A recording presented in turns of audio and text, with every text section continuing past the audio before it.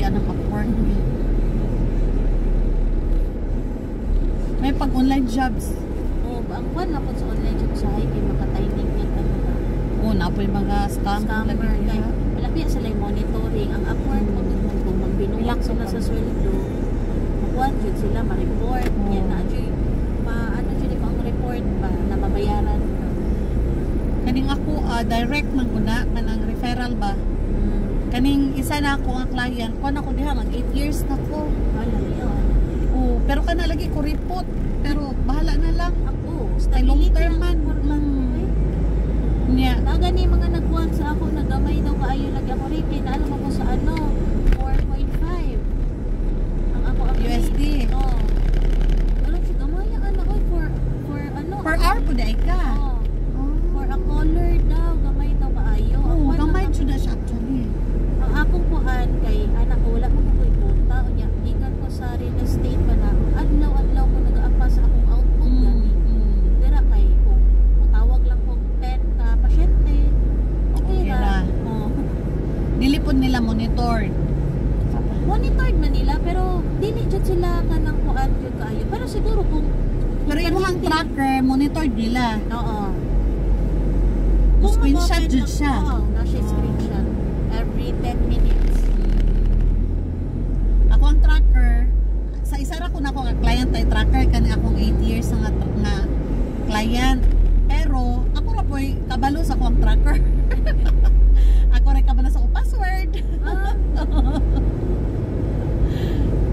Dili man sila maselan kung pila ang imuhang calls a day. Pero syempre, kung perminti ra pud ka, tag 5 ra pud ang Nya wala kay call. Pana pa kay other work wala na lisod man siya mong kay calls no. sa bagay. Naamang pud ko'y inbound. Naay mga manawag jud sa hotline kay kanang need. So mag-wait jud ka. Dili ko mag-wait naman ni triage na mo kuan sa call na are you available? Client okay. na kailangan ng help. Kung dili available, pwede na po din call back na lang kay na ako'y tatawag. Kana lang di ka katulog kay mag-screenshot man. Na-try gani ko pero lisod kay mangitag ano ay non-voice. Kaya kasagaran pag non-voice ka dapat skillful hindi ka pareha sa imo ang Or referral. Referral ka. Kaning isa na ako, kaning pest control kay flat rate ko. Tapos depende lang sa ko basta tiwason lang yun ako. Kwanta ng emails. Pero ang ilaha po na emails nga ginakuha sa kuha, mahuman naman ako mga 2 to 3 hours a day. Mahuman naman ako niya. Flat rate na ako sa whole month niya na ako 15 days leave. Paid. Every year. Every year. 15 days paid leave. Pero ang ganahan lang na ako kay wala ko ko'y oras. Wala ko, anytime lang na ako siya pwede trabahoon. Kakoy kuha na naambot dili ko sure kung unsa ang iyang kuha sa Amazon pero ingana po diya ha. Kanang basta mahuman lang yung work. So far wala pa ako ka-client kuan na kanang naagyoy time frame bitaw. I mean naagyoy oras nga dapat ingani gyud ka nga oras fixed time. Wala pa ko ka-client ug ana. Ay naka-client ay ko kaisa. Lister ko ato. Pero 4 p.m. to 12 a.m. Sa to na. Sa to. Kung man to ka ng 4 p.m. Kuwan pa na sila mo, kadlawon. Madepende sa lugar. Di, kay naamagod to siya agency sa Philippines. Tapos kaming tanan nga lister, puro Filipino. So naami manager nga Filipino. So manayhang time. Pero kamusta ang manager ng Pilipino? Gamay ba po kayo itong sweldo? Gibiyaan ako ito. Kay kanang, naku, unsa man nga mag-duty mid 4 p.m. to 12 a.m. niya fixed rate ni ato worth 10,000 or 15,000 a month. Pero simple lagi noon kayo ang work. Dali lagi kayo ang work kay kanang naila kay sudlon nga site na kuhaan lang nimong details kanang siya nga person kanang company ana lang ba mag-extract og mga mag-extract ka og mga kanang information sa company. Pero ako sayang akong oras. Imagine 4 pila na siya ka oras niya. Magdawat lang og sweldo nga murag 10,000 so to 15,000.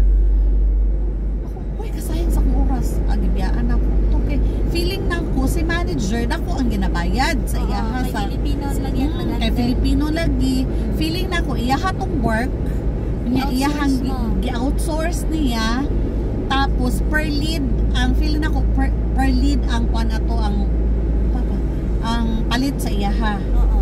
Nya pila mi kabuka to murag 5 mi ka lead generation na to. Piya sa ako ang pagkabalo is pila to ka cents, dollar. Per lead.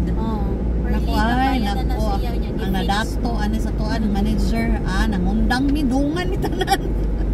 Dungan mi tanan, parang uto-uto mo tayo. Basta Pinoy. Oo. Kaya kaning ako isa ka client nga, muna ko ako report nga 8 years ako na sa iyaha. Ang iyaha mang assistant kay Pinoy.